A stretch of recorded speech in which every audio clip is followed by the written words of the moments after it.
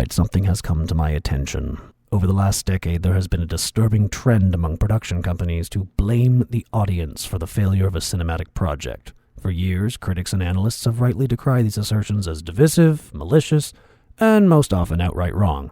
I believe these claims are mostly distraction or morally bankrupt marketing strategies, but I heard something recently that has led me to believe that there may be a morsel of truth to the idea that the public has had some responsibility for the slop being served up. Now, bear with me on this.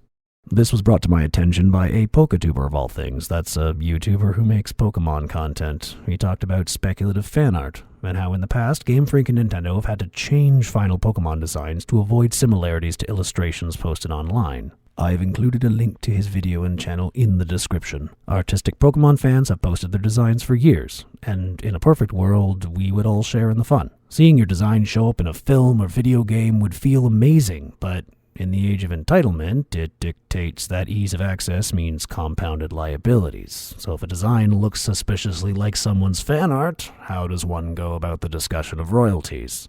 The internet is a powerful equalizer, and for every legitimate talent that has found success, there are unqualified users that become quite entitled with access to an audience they may or may not deserve.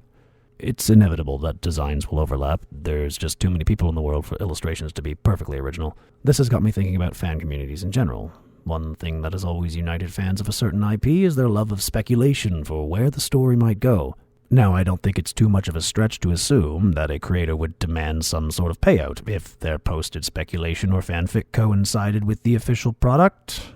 We use words like community to offer security, but the truth is we're all individuals, and the opportunity provided to everyone is still an opportunity.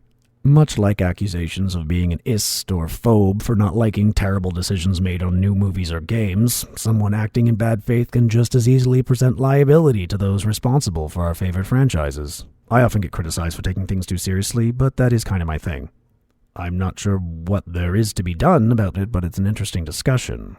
I certainly wouldn't suggest killing the enthusiasm for your fandom. In fact, that is a position I would take a strong stance against. It is one possible explanation for why these studios seem to be actively attempting to alienate their fanbase. I'm still thinking about this. I haven't totally made up my mind on it. But there's a very good possibility that as fan content gains traction online, studios trip over themselves to make a product that satisfies no one, all in the name of avoiding legal trouble.